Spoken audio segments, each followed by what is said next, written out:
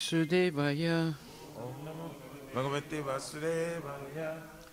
Janmad Yasya Yato Niviyad Itaratas Jate Swavigyaswara Janmadyasya yatam vayaritaratas jatir swavigyaswara. Tene Brahma Hridaya Adikavaye Muyanti Suraya Tenne Brahma Hridaya Adikavaye Mojantija Suraya. Tejo Varimadam Yata Vinimayo Yatra Trisargo Misha Tejo Varimrida Jata Vinimayo Jatra Trisargurmisya. Damna Svena Sada Nirasta Kuhakam Satyam Param Dimahi. Damnasvena Sada Nirasta Kuhakam Satyang Param Dimahi. O my Lord, Shri Krishna, son of Vasudeva. O my Lord, Shri Krishna, son of Vasudeva. O all-pervading personality of Godhead. O all-pervading personality of God. Offer my respectful obeisances unto you. I offer my respectful obeisance unto you. I meditate upon Lord Shri Krishna because he is the absolute truth. I meditate upon Lord Krishna because he is the absolute truth. And the primeval cause of all causes. And the primeval cause of all Of causes. the creation, sustenance, and destruction of the manifested universes. Of the creation, sustenance, and destruction of the manifested universes. He is directly and indirectly conscious of all manifestations. He is directly and indirectly conscious of all manifestations. And he's independent because there's no other cause beyond him. And he is independent because there is no other cause beyond him. It is he only who first imparted the Vedic knowledge unto the heart of Brahmaji, It is she only who first imparted the Vedic knowledge into the heart of Brahmaji. the original living being. The original living being. By him, even the great sages and demigods are placed into illusion. By him even the great sages and demigods are placed into As illusion. one is bewildered by the illusory representations As one is bewildered by the illusory representation of water seen on fire or land seen on water. Water is in the fire, land is in the water. Only because of him do the material universes, Only because of him do the material universes. temporarily manifested by the reactions of the three modes of nature, Temporarily manifested by the reaction of the three modes of nature. appear factual although they are unreal. Appear factual, although they are unreal. I therefore meditate upon him, Lord Shri Krishna, I therefore meditate upon him, Lord Shri Krishna, who is eternally existent in the transcendental abode, who is eternally existent in the transcendental which is world, forever free from the illusory representations in the material world. which is forever free from the illusory representation of I material world. meditate upon him, for he is the absolute truth. I meditate upon him, for he is the absolute truth. Dharma Bhujita Kaitravocha Dharma Prujita Kaitavutra Paramo Nirmatsaranam Satam Paramo Nirmasharanam Satam Vedyam Vastavam Atravastu Vedyam Vastavam Astravastu Shivadam Tapa Trayon Mulanam Shivadam Taputrayamuranam Srimad Bhagavate Mahamuni Krite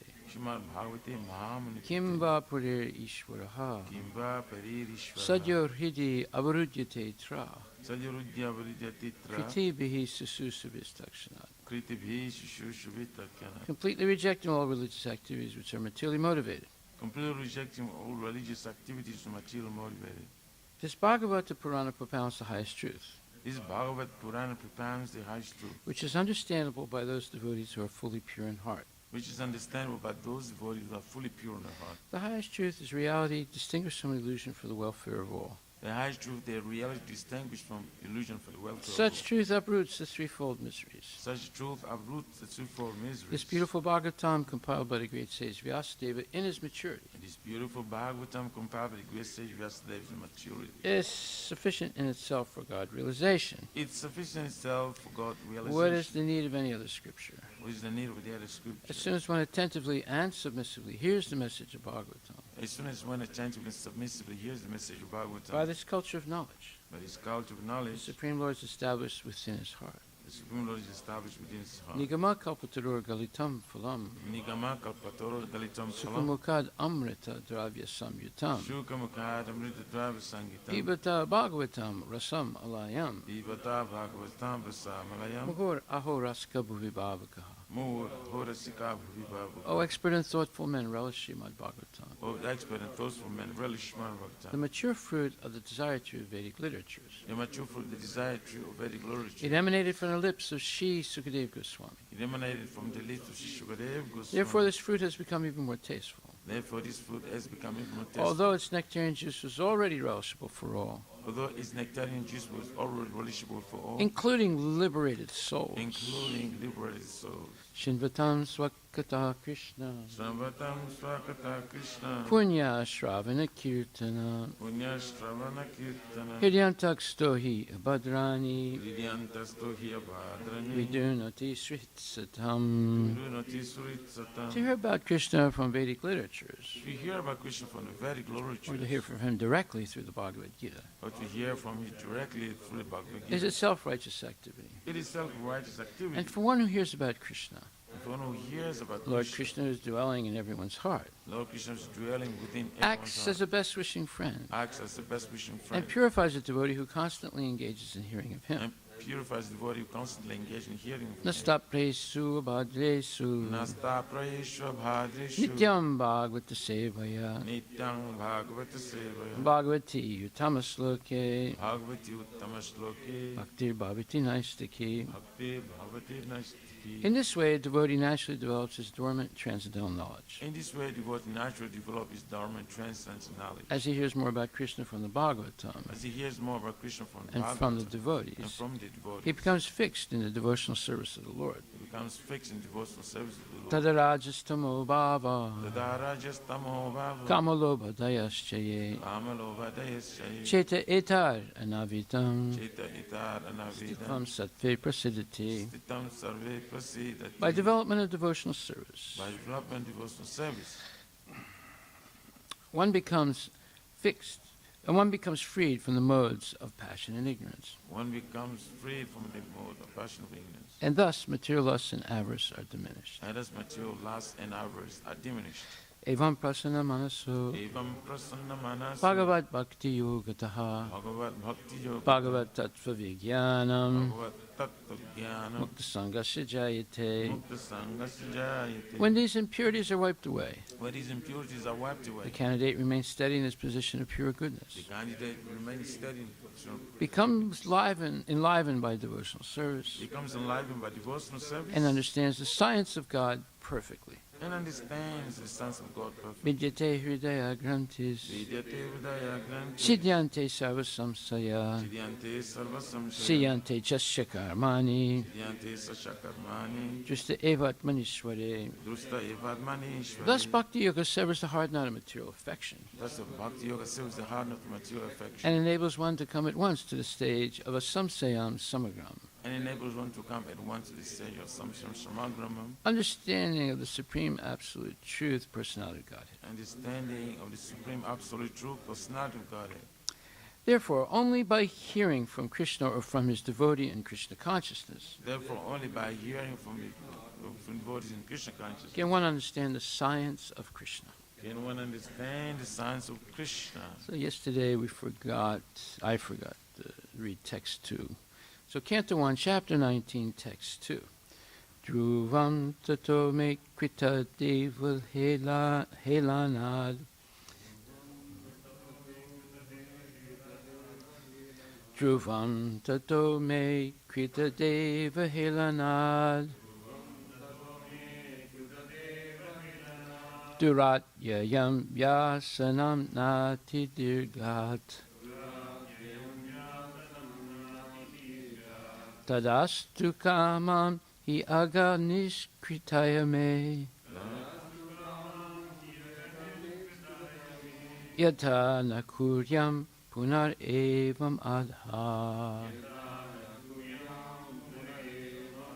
Translation by Srila Prabhupada. King Parikshit thought, due to my neglecting the injunctions of the Supreme Lord, I must certainly expect some difficulty to overcome me in the near future. I now desire without reservation that the calamity come now. For in this way I may be freed of the sinful action and not commit such an offense again. Purport by His Divine Grace, A.C. Bhaktivedanta Swami Srila Prabhupada. The Supreme Lord enjoins that brahmanas and cows must be given all protection. The Lord is himself very much inclined to do good to brahmanas and cows. Go brahmana hitayacha. Maharaj Parikshit knew all this, and thus he concluded that his insulting a powerful brahmana was certainly to be punished by the laws of the Lord. He was expecting something very difficult in the very near future. He therefore desired imminent calamity to fall on him and not on his family members. A man's personal misconduct affects his family members. Therefore, Maharaj Parikshit desired the calamity to fall on him alone. By suffering personally, he would be restrained from future sins, and at the same time the sin which he had committed would be counteracted so that his descendants would not suffer. That is the way a responsible devotee thinks.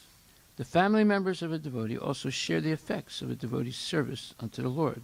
Maharaj Prahlada saved his demon father by his personal devotional service. A devotee son in the family is the greatest boon or blessing of the Lord. So, Srila Prabhupada ki jai. In the case of a devotee, when a devotee makes a mistake,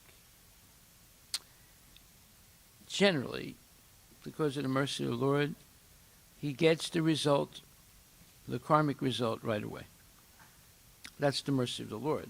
Therefore, there's a direct link of cause and effect. But when nonsense people commit mistakes, they may not suffer the result right away. And when the result comes later on in life, or maybe in the next life, or maybe 2 lives later, they can't connect the dots of cause and effect. And they're just baffled by it. They're just confused. So that's one special mercy of the Lord on a devotee. And devotees should expect to get the results of sinful activity right away by the mercy of the Lord. And they should not regret it. They should be happy that's happening, so that they can correct themselves right away also and not do such a thing again. But when the karmic result happens later on, you can't connect the dots. You don't understand why this happened. You forgot yourself maybe that you committed this sinful activity either in this life or in, of course, previous lives.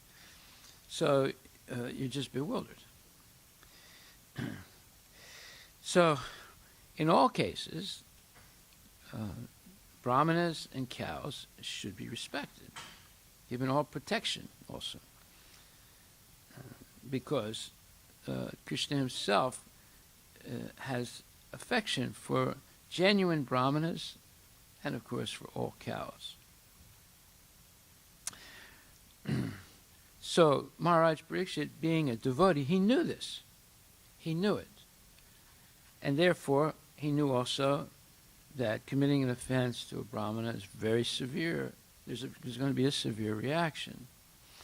And because it says, Om Namo Brahmanya Devaya, Go Brahmana Hitaya Cha, Jagat Hitaya Krishnaya, Govindaya Namo Namaha.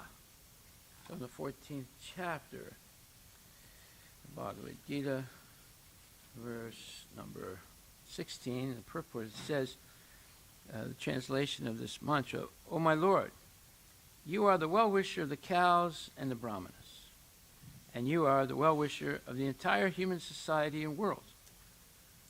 Vishnu Purana 1.19.65. Prabhupada says, the purport is that special mention is given in this prayer for the protection of the cows and the brahmanas. Brahmanas are the symbol of spiritual education, and cows are the symbol of the most valuable food. These two living creatures, the brahmanas and the cows, must be given all protection. That is real advancement of civilization. In modern human society, spiritual knowledge is neglected, and cow killing is encouraged.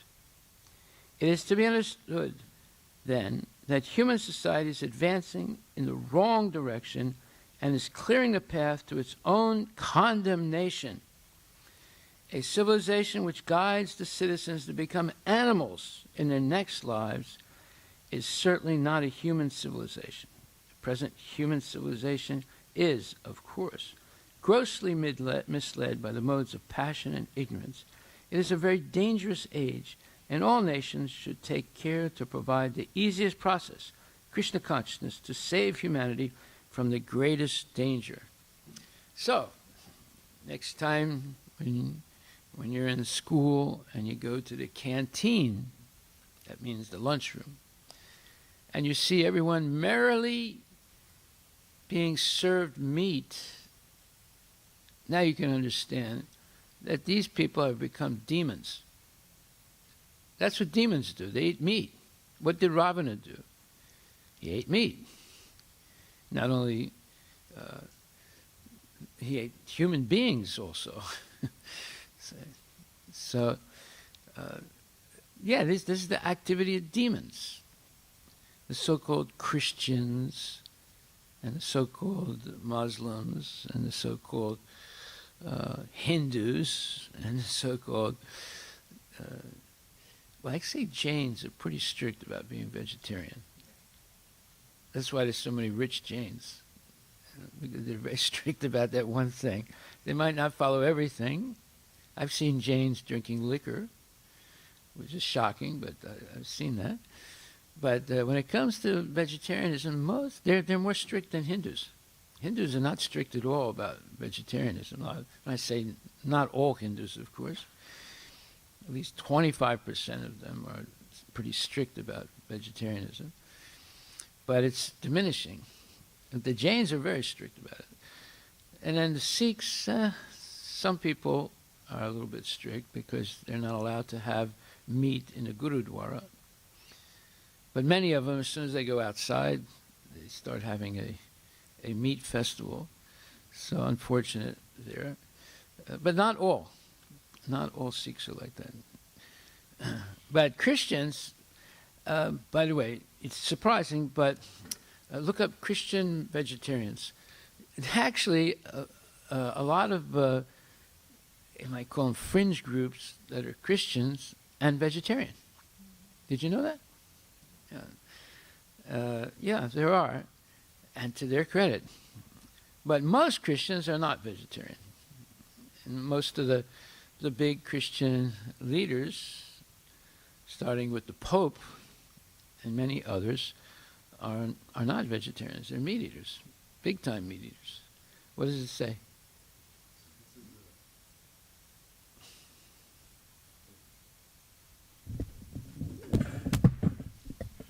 So this is in the Wikipedia, Christian vegetarianism.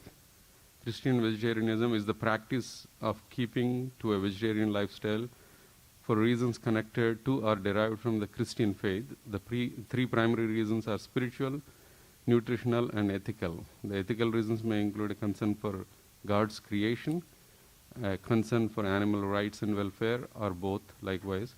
Christian vegetarianism is the abstaining from the use of all animal products for reasons connected to or derived from the Christian faith.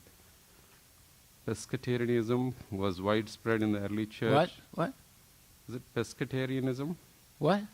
P-E-S-C-A. T-A. P-E-S-C-A. Pescatarianism. Yeah.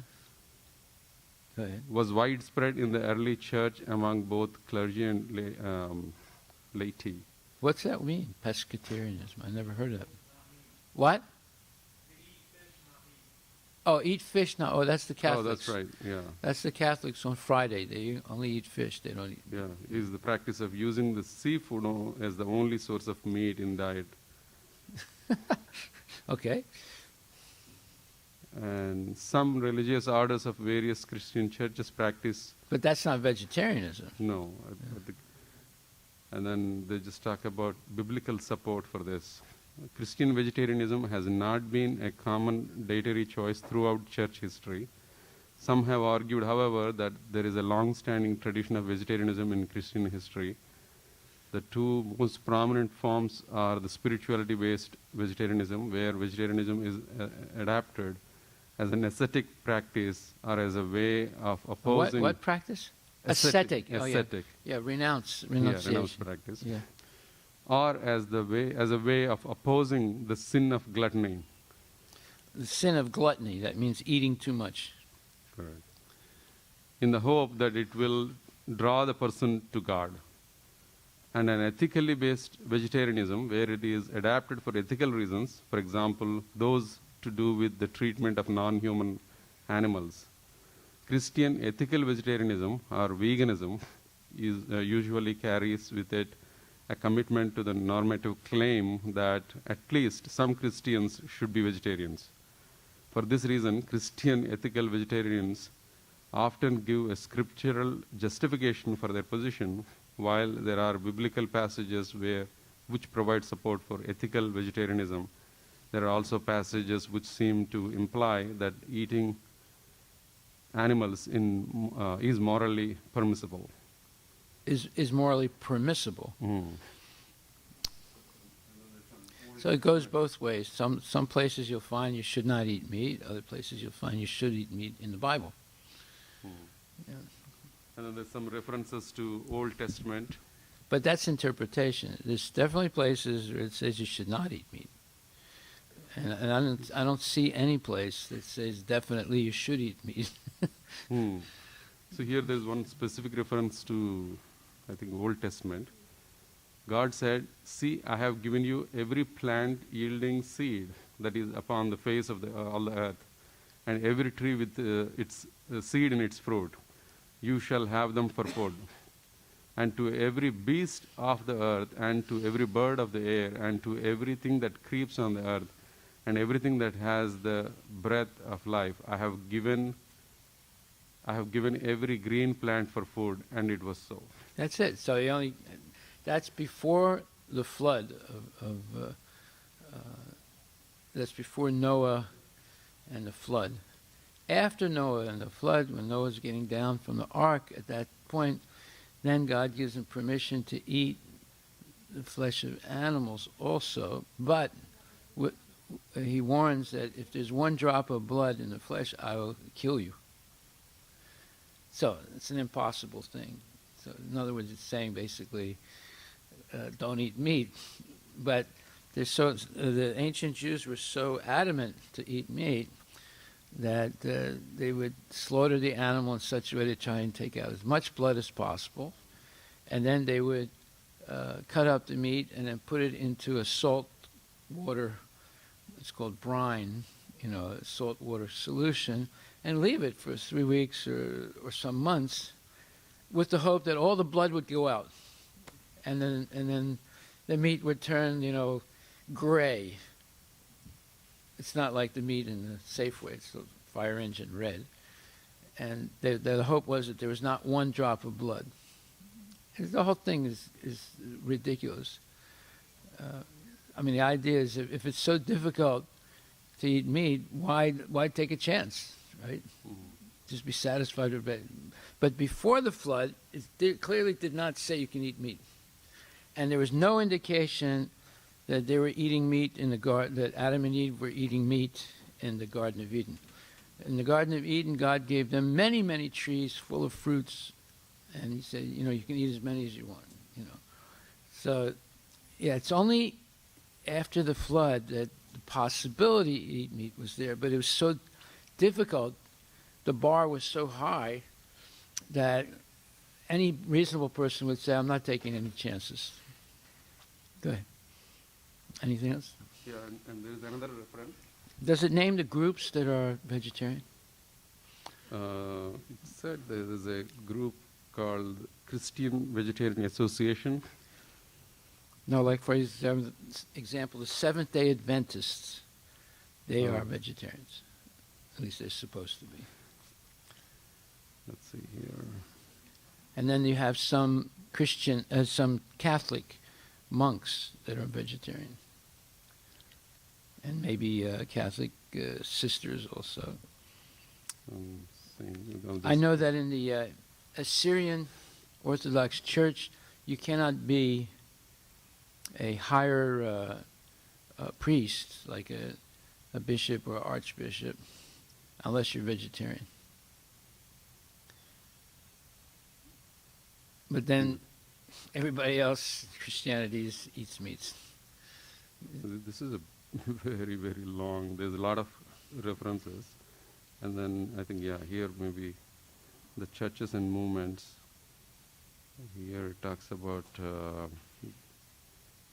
the Bible Christian Church founded in 1809, followed vegetarian diet. Okay. Then, the Seventh-day Adventists Yeah. present a health message that recommends vegetarianism and expects abstinence from pork, shellfish, and other foods prescribed as unclean. Yeah, see, the problem is because there's a little evidence that Jesus might have eaten fish. Yeah, so there's some reference to that. Yeah, so therefore, actually he didn't eat any fish. Somebody challenged Prabhupada on that. And he said, well, Jesus Christ ate fish. And Prabhupada said, well, if you can multiply 2 fish and 2 pieces of bread to feed 4,000 people, then you can eat fish too. But if you don't have that power, he said, don't even try. Because if you read the Sermon on the Mount, there were a lot of people that came to hear that Sermon on the Mount, which is probably one of the most famous things that Jesus said. He also performed a miracle. He multiplied 2 fish or 4 fish and 4 pieces of bread, enough to feed 4,000 or 5,000 people. So that was not ordinary fish, right? It was the first example of cloned fish or artificial fish and bread, right? So Prabhupada said, if you have the power to do that, then you can eat fish too. So it looks like there's probably around the beginning of 1900s, there's some change in particularly the Church of Jesus Christ of Latter-day Saints, the largest Latter-day... Those are Mormons. Yeah. Yeah, apparently many of these LDS, Latter-day Saints Church leaders have expressed their views on the subject of meat, but since Joseph F. Smith became church president in 1901, emphasis on refraining from meat has largely been dropped. Yeah, so the founder of the Mormon movement, what was his name? Anyway, he was advocating not eating meat. But then when this other guy took over, it sort of faded into the past. Also, in the Mormon church, they didn't allow black people. They thought that black people were not human beings. Until the 1960s. Then they had a vote and they let black people join the religion. So you see, it's all speculation, right? This is all nonsense. Okay, so we'll continue. Very good. You see, so there are Christian vegetarians. Now, a lot of vegans, right? A lot of people. Vegan concept was not there back in India. Here only in Western countries. Whatever happens in the West will happen in India also. Okay, so Prabhupada explains here that the purport to this prayer, Namo Brahmanya Devaya, is that special mention is given in that prayer for the protection of the cows and the brahmanas. Brahmanas are the symbol of spiritual education, and cows are the symbol of the most valuable food. That means milk. These 2 living creatures, the brahmanas and the cows, must be given all protection. That is real advancement of civilization. In modern human society, spiritual knowledge is neglected and cow killing is encouraged.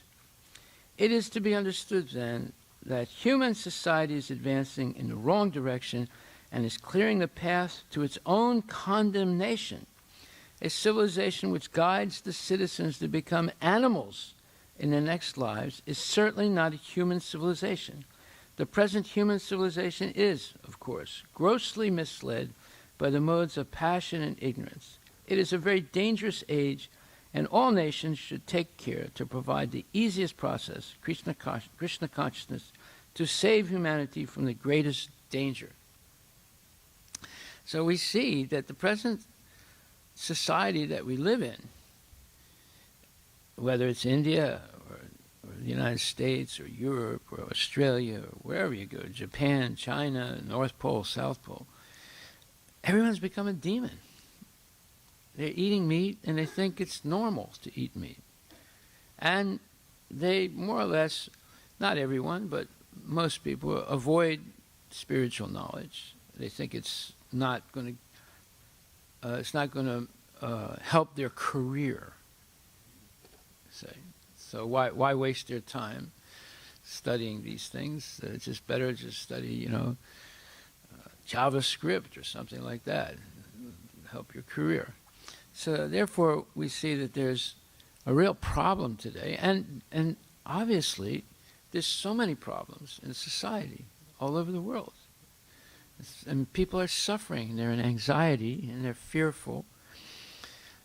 So therefore, it's very important that we take Krishna consciousness very seriously. So Prabhupada says, Maharaj Pariksit knew all this, that if one insults a brahmana or harms a cow, he knew that this is a very bad thing is going to happen. And thus he concluded that his insulting a powerful brahmana was certainly to be punished by the laws of the Lord. And he was expecting something very difficult in the very near future. He therefore desired the imminent calamity to fall on him. In other words, imminent meaning he wanted the reaction to happen right away, right? So that he wouldn't even dare do a thing like this again. Right? So when you get a reaction right away, then you're very conscious that, look, I did this and this happened right away. That means there's a connection between the two, right? And I have to be very careful not to do this again. But if you get away with it for years and years and years, then you think, I'm proud that I did that, and I'll do it again, right? So he therefore desired imminent calamity to fall on him and not on his family members. Now that's another point. Whatever happens to the leader of the family, so in some cases, some cultures, the women are the leaders. It's called maternal patriarchy. And in other places, the men are the leaders, and that's called a paternal hierarchy. So, but whoever the leader is, if they make mistakes, then their family also suffers. Right? And if the leader, like the king, if he permits sinful activity to go on in his country, then he gets 1/6 of the karmic reaction of all those sinful acts, which can crush a person. And of course, if the king is pious, and he also teaches his subjects to be pious, then he gets good results from that. Right? So, in the same thing with the father or the mother of a family, if they teach their kids to steal and lie and things like that, or if they let them do it and not correct them, then they get the karmic reactions. So therefore, Maharaj Pariksit desired the calamity to fall on him alone. He didn't want his family members to suffer. By suffering personally, he would be restrained from future sins. So see, this is the point. Suffering is not necessarily a bad thing. It's a remedial measure. Krishna corrects us in two ways. One way, through suffering. And the other way, through spreading Harinam Sankirtan and book distribution. So in two ways he corrects us. And both ways are important for people to understand. That is the way a responsible devotee thinks. Let me suffer. Why should my family suffer? And I'll take all the suffering on my own head. Why should it be shared with my family? And I'll accept it right away. The family members of a devotee also share the effects of a devotee's service unto the Lord. So if he acts piously, then it also affects the family. They get punya. Maharaj Prahlada saved his demon father by his personal devotional service. A devotee son in the family is the greatest boon or blessing of the Lord. It can be a devotee son, it can be a devotee daughter, but it's the greatest blessing of the Lord to have such a devotee in the family. So this is a very important point to learn today. And then I wanted to discuss something else that's related to this, and that is Prahlad Maharaj in the 7th canto, 9th chapter, 16th verse says, he's praying to Lord Nrsingadev. He's not just speaking, he's praying, right? He says, "O most powerful, insurmountable Lord, you are kind to the fallen souls. I have been put into the association of demons as a result of my activities, and therefore I am very much afraid of my condition of life within this material world. When will that moment come when you will call me to the shelter of your lotus feet, which are the ultimate goal for liberation from conditional life?" Now this is a prayer. In fact, we should repeat this prayer ourselves.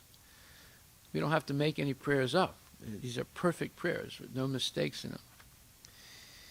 And Prabhupada explains, being in the material world is certainly miserable. But certainly, when one is put into the association of asuras or atheistic men, it is intolerably so. So already the material world is miserable, but if you're associating with asuras and demons, it's intolerable. You can't stand it. It makes you crazy. One may ask, why the living entity is put into the material world? And Prabhupada says, sometimes foolish people deride the Lord for having put them here. Actually, in other words, they blame God. They say, it's his fault that I was born in this family. It's his fault that my uncle beat me up, or my uncle did this to me, or that. It's his fault that I was born with this color skin, or this thing, or that thing. They blame God for all these things. However, Prabhupada says, actually, everyone is put into conditional life according to his karma. That's what it said in this verse. It says, Badha swa karma bir usattama te angri mulam. So this Badha swa karma bir means everyone is suffering because of their previous karma. Therefore, Prahlad Maharaj, representing all the other conditioned souls, admits that he was put into life among the asuras because of the results of his karma. The Lord is known as Kripana Vatsala. So he's known as Bhakta Vatsala and Kripana Vatsala, right? Bhakta Vatsala means friend of the devotees, right? And Kripana Vatsala means he's also a friend of the non-devotees. Because he is extremely kind to the conditioned souls. As stated in Bhagavad Gita, therefore, the Lord appears whenever there are discrepancies in the execution of religious principles. Yada yada hi dharmasya glanir bhavati bharata. Tadat manam shijam yaham. So Bhagavad Gita 4.7. The Lord is extremely anxious to deliver the conditioned souls, and therefore he instructs all of us to return home, back to Godhead. Sarvadharman purityaja mam ekam saranam raja. Just surrender unto me. I will protect you from all sinful reactions, therefore you have nothing to fear. The Lord is extremely anxious to deliver the conditioned souls, and therefore he instructs all of us to return home back to Godhead. Okay. Thus Prahlad Maharaj expected that the Lord, by his kindness, would call him again to the shelter of his lotus feet. In other words, everyone should be eager to return home, back to Godhead, taking shelter of the lotus feet of the Lord, and thus being fully trained in Krishna consciousness. This is good advice, right? This is wisdom. This is real culture. This is the real prasad. That is, this knowledge that Prabhupada is giving us, right? So, Prabhupada also says some very interesting things in another lecture. And he says that Yesterday we spoke about the best prayer. The best prayer is to say, oh, dear Krishna, you're so good, you're so nice, you're so great, that I want to be engaged in your service. I am serving these rascals. They are not satisfied, and I am not satisfied by serving these rascals. Now I have come to you. Please engage me in your service. Prabhupada says, that is the best word of prayer. That's the best prayer. Well, that's the meaning of the Hare Krishna Maha Mantra, right? So, this one lady named Himavati, I knew her. She was married to a devotee named, her husband was, I'll tell you in a second. And anyway, she asked Prabhupada a question. This is way back, what year was this? Probably 1968 or 69. Yeah, in the very early days. And she says, because Prabhupada said in this lecture that Krishna is the, Bhuktaram Yakitapasam, Sarvaloka Maheshwaram. He owns everything. Right? Everything is his Sarvaloka Maheshwara. He's the Maheshwara of everything. And she said, her husband was Hansadutta, who was a very well-known devotee. So she said, if Prahlad Maharaj is such a great devotee, and a devotee will always say, nothing is mine, then why does he say, oh my Lord? Why does God become his? Why he questions like that?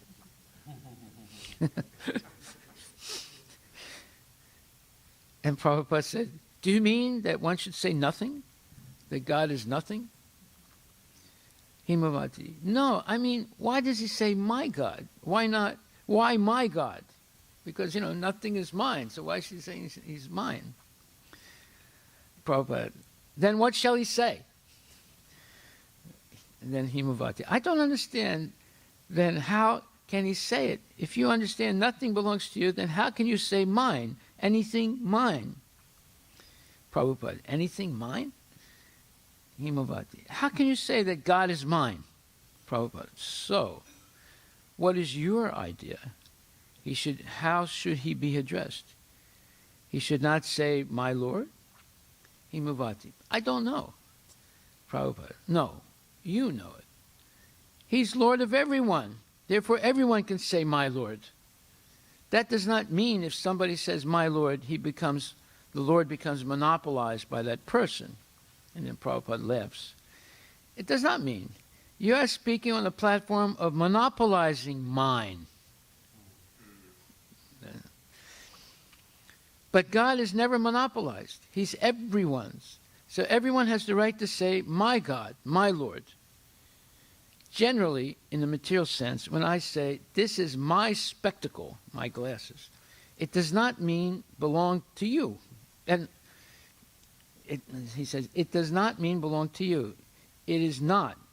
So this my is not that my. When I say my God, that does not mean he's not your God. That is the difference. Okay, now he's going to explain this more clearly now. In the material sense, when I say it is my wife, then it is not another's wife. It is not any other's wife. But God is not like that. If I say my God, so you can say my God. He can say my God. Everyone can say my God. This is spiritual my, absolute my.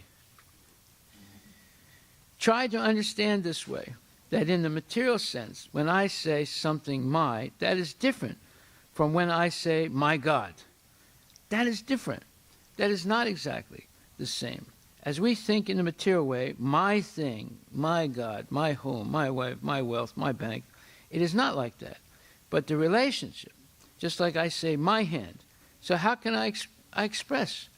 Just like Krishna says, Mama evam so. Bhagavad Gita 15:7. Mama means mine. So all these living creatures, they are my parts and parcels. So why the living creatures cannot say my God? Do you follow? Krishna says, you are mine. Why shall you not say, Krishna, you are mine? Your husband says, you are mine. Why shall you not say, you are mine? But don't take it in the material sense. In the material sense, as soon as I say it is mine, it is nobody else's. It is my property. Law of identity or something like that. So Krishna is not like that. So you can say Krishna, my. There is no harm. Rather, if anyone wants to possess something as his, then that possession should be Krishna. That is the ultimate conception of mind. So that Prabhupada is saying, the only thing you can actually say is mine is Krishna, because you are part and parcel of Krishna. Krishna says, you are mine, mamaya vamso. And you can say also, Krishna, you are mine, right? Then that possession should be Krishna. That is the ultimate conception of mine. That is the perfection of the word mine. So it is quite nice, quite fit to say, Te sute mai, in the Bhagavad Gita. He is mine and I am his. Krishna says, so this is not wrong. And what is your idea? That because everything belongs to Krishna, therefore I shall not say my? That is your idea. No, people might say, no, I didn't understand it like this, that Krishna is the Lord. But my Lord is everyone else's Lord, and he's the controller, and that's why he's mine. Prabhupada, he's mine. He's yours. He's everyone's. That's all. Himavati. Oh, I can understand it now. Prabhupada, that's all. Yes. Then another lady named Rukmini, who's, Himavati died, but Rukmini is still around, is a very prominent devotee. She says, how does one feel so far away from you when you are not here?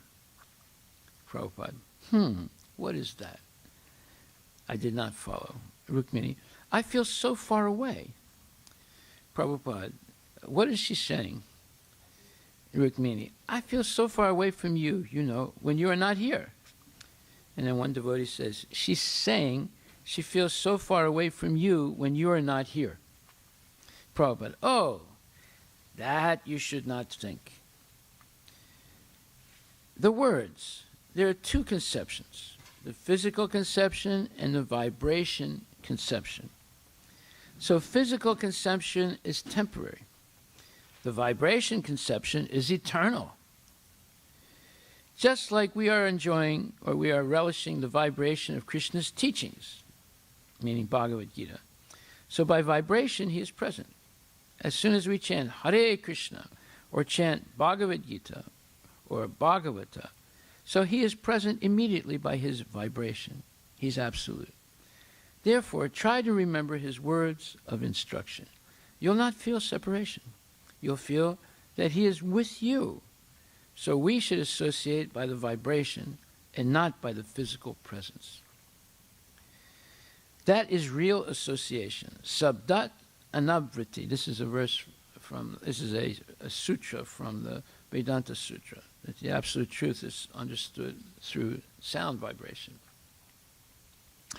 By sound, just like we are touching Krishna immediately, by sound vibration.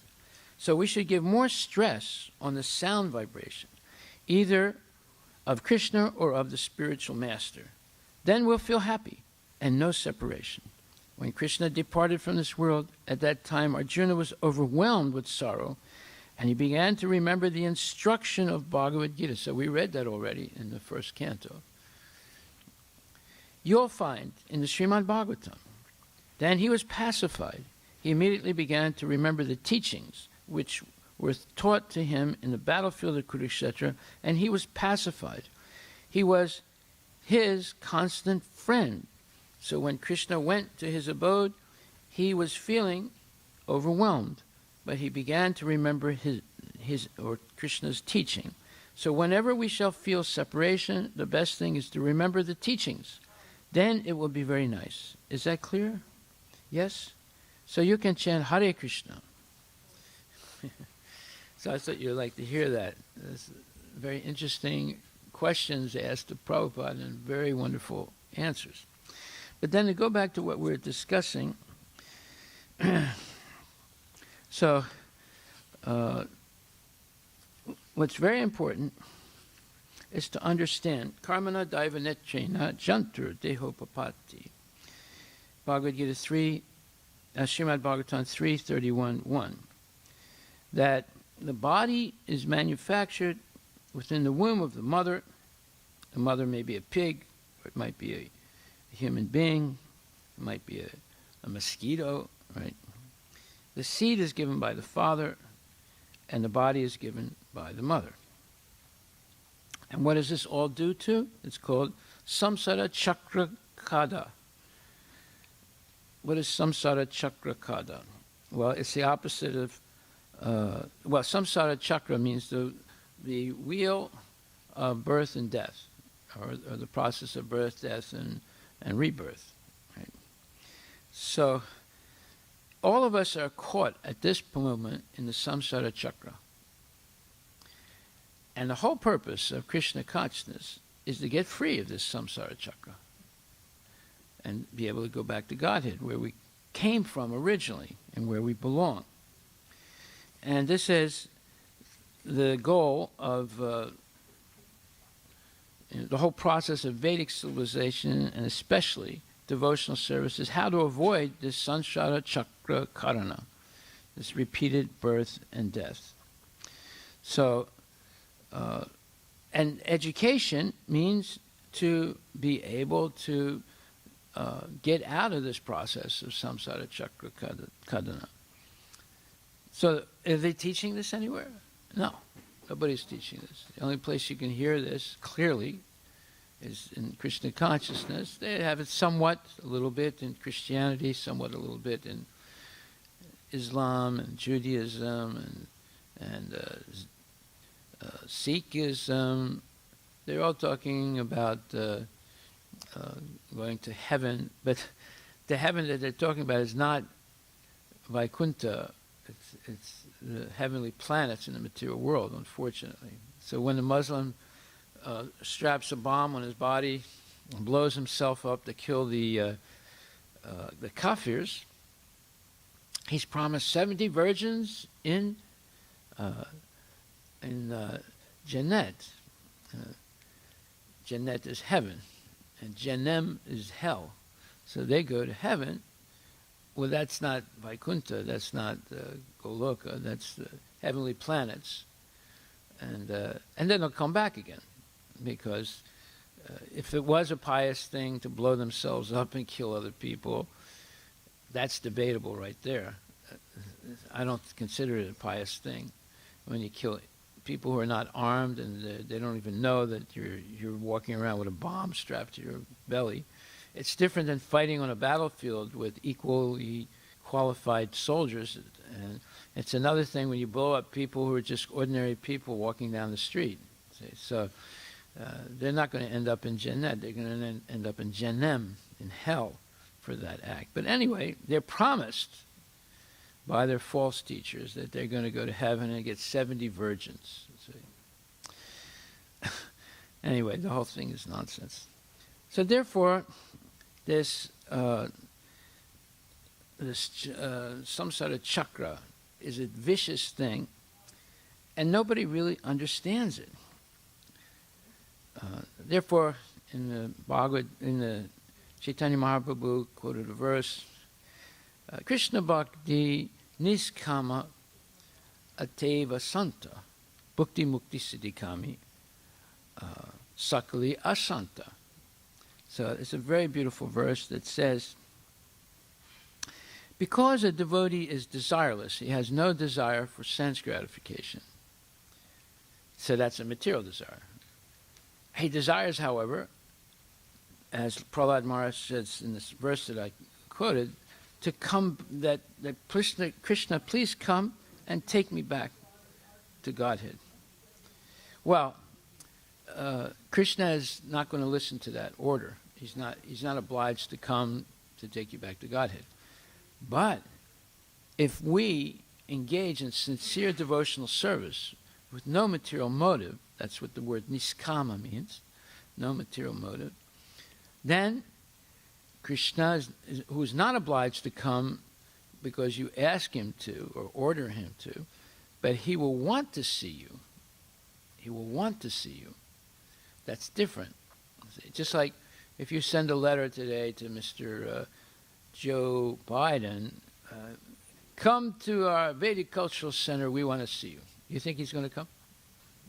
No, he's not going to come. But if we do something wonderful, something really wonderful, right? He'll say, I want you all to come to the White House, and I want to offer you a gift of appreciation of the service you've done to this great country.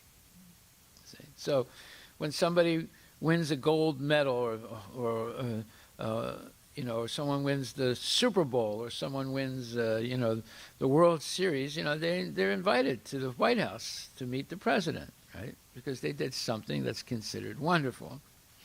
Well, if you win the World Series, Krishna's not going to invite you to come to Vaikuntha. But if you, are sincerely serving him your whole lifetime, completely dedicating everything to the Lord, yes, he's going to invite you. Please come. And he will also come to get you, just like we were talking about Tukaram. Krishna came riding on Garuda, pick him up and take him back to Godhead. Okay. So that's the meaning of this line in this verse that says, Prito Pavarga Sharanam Vayase Kada Nu. So this is Bhagavad Gita, Srimad Bhagvatam 7:9-16.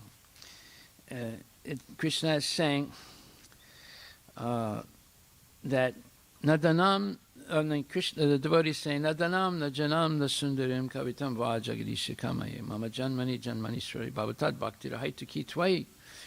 I don't want any amount of wealth, I don't want any victims for my sense gratification, and actually I don't want anything except to always be engaged in your service.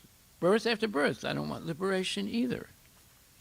So, therefore, the devotee doesn't aspire for being born in a very rich family or getting a very nice wife or a very nice husband and controlling power.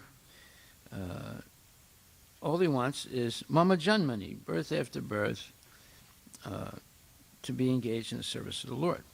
So the devotee is called akami, no material desire. That doesn't preclude the spiritual desire, but no material desire.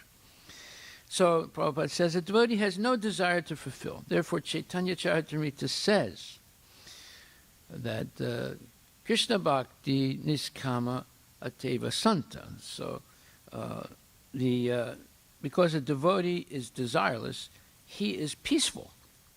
However, Bhukti Mukti Siddhikami Akali Asanta, but a person who has some desire to achieve, like the sense gratifier, or the one who's seeking liberation, or the one who wants to achieve the yoga siddhis and have tremendous power, all these people are therefore lusty, and they can't be peaceful.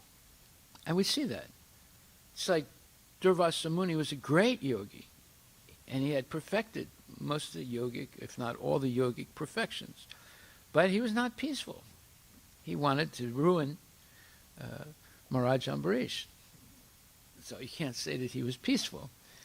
You can't say that Brahma is peaceful, you can't say that Shiva is peaceful, but you can say that Vishnu is peaceful. How do we know that? Because one devotee was asked to determine which of the three murtis is actually God. And he tested Lord Brahma, who was his father. He tested Lord Shiva, who was his brother. Both of them failed the test.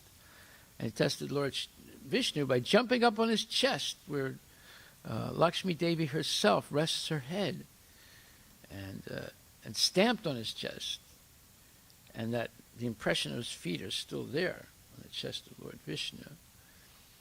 And Lord Vishnu looked at him with a completely serene smile and said, "Oh, my dear Brahmana,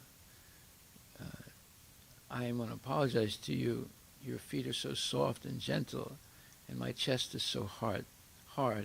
I'm so sorry that if I've hurt your feet." And then he jumped off and bowed down to the Lord, gave his dandavats. He realized the Lord is the Supreme Personality of Godhead. He's completely peaceful. He has no rancor, no vengeance, nothing. And he regretted what he did. And then he came back to the Devatas and said, well, there's no doubt that Vishnu is the Supreme Personality of Godhead. This happened in ancient times, and still today people are can't figure out who's the Supreme Personality of Godhead. They say,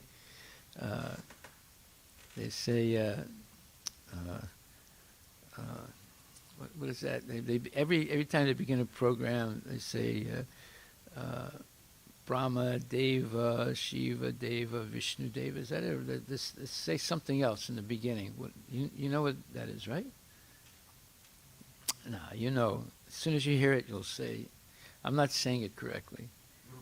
Yeah, Guru Brahma, Guru Shiva, Guru Vishnu. They put them all on the same level.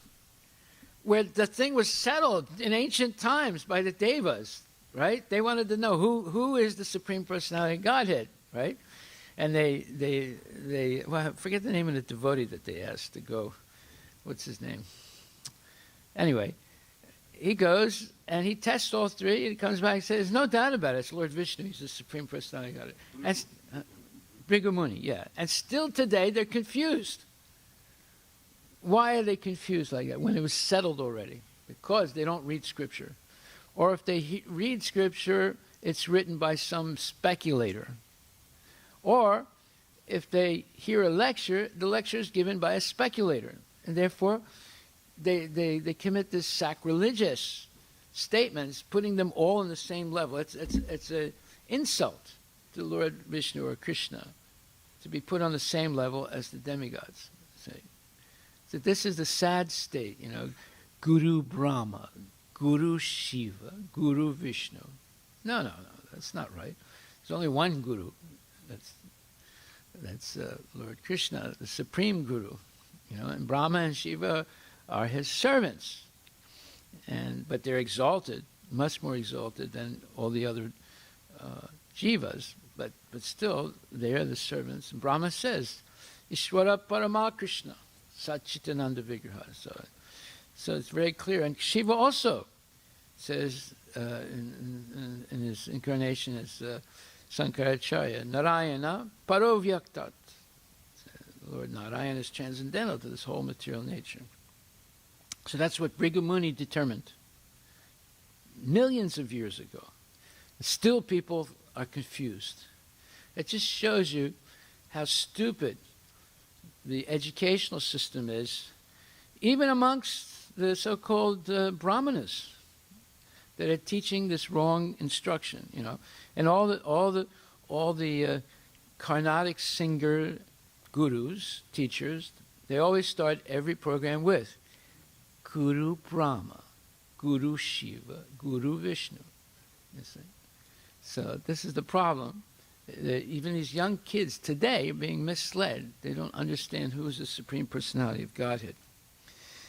Therefore, Prahlad Maharaj says, Prito Pavarga Saranam Vayase Kadunu. My Lord, you are the Apavarga Saranam. So we have the Samsara Chakra, and you have the Apavarga Saranam. So the Samsara Chakra means being caught in the cycle of birth and death, and the